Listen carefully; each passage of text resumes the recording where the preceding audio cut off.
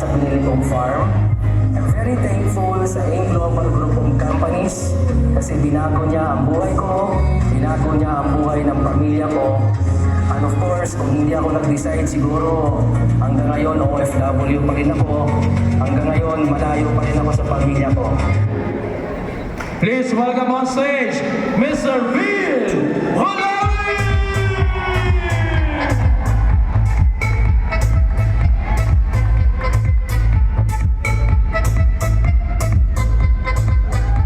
Good morning, England! Before I start my sharing, gusto ko muna magpasalamat syempre sa ating BOD, Doc Ed Cabantog, Doc Connie Cabantog, Sir FM, Sir John Asperin, thank you so much. Sa ating Vice President, Sir Arnel Limpin, Sir Jergen Gonzalez, Sir Miko Emson, and Sir Adrian Del Rosario, maraming salamat po. And of course, thank you sa lahat ng training team, AIM Global staff, at sa lahat na nandito ngayon. Maraming salamat po. Of course, I would like to special mention sa aking kakulab na grupo kay Master Rocky Rican Frente,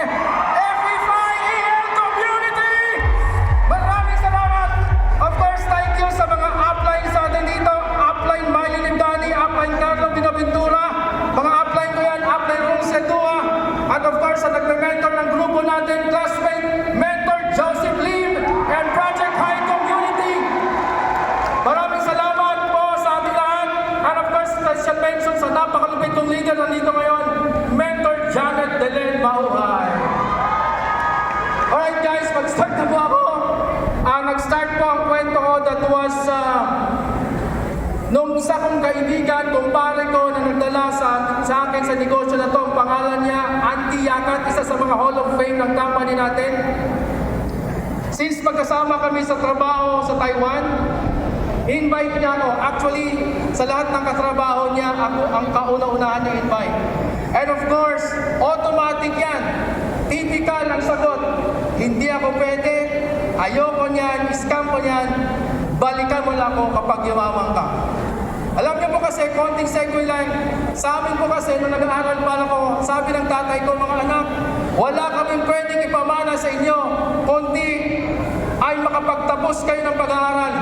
Kaya sinaksa ko sa isip ko, kailangan ko makatapos ng pag-aaral. Bakit? Ang sabi ng tatay ko, para gumanda ang buhay mo at hindi ka magaya sa akin. Kaya medyo ginalingan ko pag-aaral. Nagtapos po ako ng 2 kurso, Bachelor of Science in Public Administration and Bachelor of Arts and Political Science. Huwag niyo pong isipin, matalino po ako, matalinaw lang po. Kita ko kahit may nakaharang ang mga sagot ng mga klase ko. In short, after graduation, nagtrabaho agad ako. Habang nagtatrabaho ko, after 1 year, ang nangyari, kulang pa panchiks. Hindi kaya pinakapos, kaya nag-isip akong mag-abroad.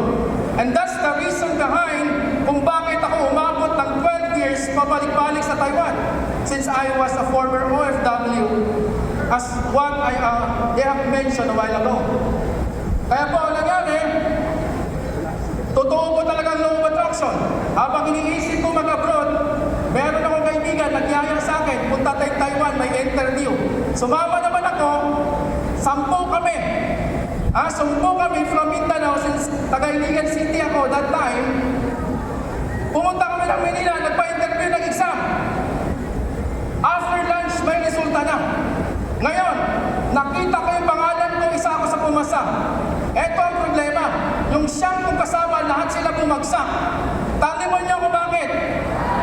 Kasi po, tinanong ko yung staff, bakit po ma'am, yung mga kasama ko, hindi sila pumasa, where in fact, parehas kami nagsagot, nagagayahan kami. Ang sabi nung staff, alam niyo po kasi sir, hindi po sila pumasa sa isang requirement. Ano po yung requirement ma'am? With leasing personality. Kaya sabi ko, well, I agree with you, 100%. Seryoso kasi kayo masyado. Medyo ginano ko na lang konti. Alright? Kaya naman po, nung nasa Taiwan ako, pabalik-balik. Kasi alam niyo po, pangarap namin mga OFW, magtrabaho, magkaipon, pag-uwi ng Pilipinas, magtayo magtayo ng sariling negosyo.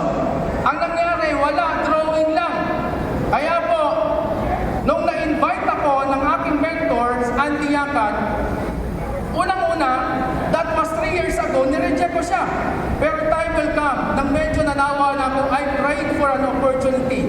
I realized that when you ask God, God will always respond for an opportunity, with an opportunity, but God will never give you an answer. Kaya after I prayed, naalala ko yung kumpare ko, yung kaibigan ko si Aplen Andy Yakat. Sabi ko, pre, nasa Pilipinas na ako, kumusta ka na? After 1 hour and 30 minutes, dumating siya sa bahay. In-explain niya sa akin itong about in global. Yun nga lang, ang laki ng pinagkaiba. Nagka-coach na siya at nagbago ang anyo. Same pa rin ang mukha, pero kuminis, bumago at ang damit nakalakos na. Kaya for me, wow! It's a great achievement. Bakit? Kinala ko ang buhay niya. Magsasaka magulang niya. Kaya, na-amaze ako. Right there, pumunta ako sa office kasi sabi niya, sasama kita. Eh, nasa office ako, parang ganyan din ako po, nakaupo ko dyan sa first row. Ang sabi ng speaker, if you always do what you've always done, you will always get what you've always got. Kapag paulit-ulit mo daw ginagawa ang isang bagay, paulit-ulit ang maging resulta mo. At kung kaya kung gusto magkaroon ng pagbabago ang buhay mo, dapat may gagawin kang bago. Doon ko na-realize, kaya pala, for how many years na pabalik-balik ako sa Taiwan, walang nagbabago sa buhay ko kasi wala akong binabago sa ginagawa ko. And for me to change, I have to change my mindset. Sabi ko, kailangan kong magnegosyo. And that time, nag-join ako. Yun nga lang, may naka-schedule ako na kailangan ko nang bumalik sa Taiwan after 1 month. Ang sabi ng upline ko, sabi niya, Bill, ganito lang gawin mo. Kabisaduhin mo ang ELCO at ang NECO. Enough na yan para yumaman ka. Siguro mga 3 times ako pumunta sa office, 3rd floor. After that, pumunta na ako ng Taiwan. Nung nasa Taiwan ako, baon-baon ko na, nasa isip ko, kailangan ko yumangan. Bakit? Saan ba ako dito? Wow! Ang sabi kasi ni Sir Arnel King, habang nakikinig ako sa NECO niya, kailangan makalimutan mo na lahat. Huwag mo lang kalimutan yung deepest why mo. And during that time, ang deepest why ko yung anak ko. Bakit? Ang hirap sa isang magulang na malayo sa anak. Nakakalungkot. Yung papaalis ka na ng bahay, iiwan mo yung anak mo, tutulog ka eh. Kahit ganito ako ka, guwapo, umiiyak ako sa lungkot. Bawi na lang kayo pag kayo naman nandito. Alam mo, kaya sabi ko sa anak mo, aalis ang daddy mo, pero pangako ko sa'yo, hindi ko na tatapusin ang kontrata ko, pagbalik ko, mayaman na tayo. Pangako yan ang nasa puso. Kaya nung pagpunta ko ng Taiwan, tinodo ko na. Tinodo ko na. Eto yung itsura ko noon. Pogi naman, di ba? Ayan yun, yan yung last kong company. Yan yung hataw ko, balik natin ha. Saan ako mahataw? Wala pang business center office ang Taiwan. Doon ako sa park. Nagagather ako ng tao sa park. Doon ako nagseseminar. Ayan o, umaabot to kahit saan lugar. Kaya kung hirap lang pinag-uusapan, mas mahirap itong ginagawa ko. Bakit? Araw-araw, panggabi ako pumapasok. 12 hours, maglalakad ako pa uwi. Siyempre, kakain, maglinis ng katawan, naalis. Magsiset ng appointment. Ito, Taichung to, malayo to sa place ko. Kaya ang tulog ko sa Taiwan, nung inataw ko to, 2 hours, 3 hours, swerte na ako may 4 hours. Yung iba kasi nagreklamo, hindi daw buo ang tulog niya, 8 hours, grabe ka. Ayan o, eto company namin to. Dito ako nag-start. Alam mo yun yung pisan ko to, halos naubos ko yung mga tao sa company Pinoy. Bakit? Direktor ko lahat nagbibenta. Binibenta ko lahat ng product. Bakit? May deepest why ako eh. Hindi ako pwedeng mabigo. Ayan o, lahat si Mentor Janet, yung company nila o. Lahat yan mga babae, ako lang lalaki. Bakit? Wala yung mga babae, yung mga tao doon. Hinahataw namin yan. na halos naubos sila lahat. Naubos na rekruta namin. Okay? So yan yung journey na pinagdaanan namin. Guys, hindi ganun kadali. Pero sabi nga, however long the night, the dawn will break. Medyo pag nag-start ka, masukal, malalim, madilim, hindi mo makita kung saan ka papunta. Pero tandaan mo, as long as naniniwala ka sa sarili mo, as long as you have God in your heart, na kayang ibigay sa iyong pangarap mo, dire-diretso ka lang, makukuha mo. Ito yung resulta ko. Bago ako umuwi, nakikita na yung first million ko. 1 year and 4 months doing it part-time, nakikita yung first million. 1 year and 6 months, I was able to resign from my job as a factory worker in Taiwan. Kaya naging totoo yung sinabi ko, pinangako ko sa anak ko. Pag-uwi ko, naawanan akong million circle, but actually, past na yan. Nakiusap ako kay Sir Arnel yan na pwede bang ma-experience kong umakyat kasi yung pangalan ko natawag ng last recognition. Naging Miller Circle, naging Global Ambassador. Ito yung first car ko. Isuzu Sportivo, yan yung first car ko. Guwapo, no? Binili ko to. Alam mo kasi, masunurin ako sa mentor ko eh. Ay sabi ng mentor ko, si Andy Agat, pre, ang una mong bilhin, sasakyan. Pangalawa, magpatayo ka na ng bahay mo kasi pamilyado ka na. Ayan, binili ko yung bahay. Tapos po, nagpatayo po ako ng 4-story commercial building. And guess what? That is worth 10 million pesos nung naitayo yan. Sa sobrang ganda at sobrang laki ng kinikita sa Global, kaya palang may ipatayo yan. Yung bahay kanina medyo maliit, but actually, since maganda yung subdivision, binili ko yun ng 4.5 million. And this time, ito, where are you? This time, ito, ang value nito ngayon is worth 25 million niya in just 3 years. Ay, kita nyo to, ito yung mga panahon na nag-usap kami ng misis ko. Ang pangarap niya, gusto niya magkaroon ng restaurant. Kaya sabi ko, sige, in time, God willing, may ibibigay ko sa'yo. Kaya nung naitayo yung building, pinagawan ko siya ng sariling restaurant. Grabe, no? Grabe. Ngayon, syempre, pag may restaurant, nilubos-lubos ko na. Kahit hindi niya pangarap, binigay ko na ano. Ang ginawa ko, pinag-aaral ko siya ng culinary sa school ni Chef Boy Logro. Ayan na siya ngayon. Kaya ngayon, pag mamili kayo ng partner nyo, kailangan kayang ibigay yung mga pangarap nyo. Kaya yung misis ko, paminsan-minsan, nag-guest yan sa TV. Paminsan-minsan, nag-aartista din. Ayan yung misis ko, sobrang sexy at napakaganda. Palakpakan nyo naman.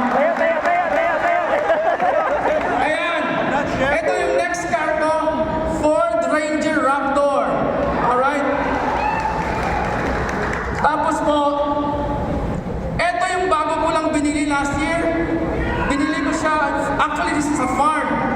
Ang plano ko nito, gagawan ko ng rest house o kaya resort. Ang ganda nito pagkabili ko na to, kasi ang harap ng bahay, ang may-ari Escudero.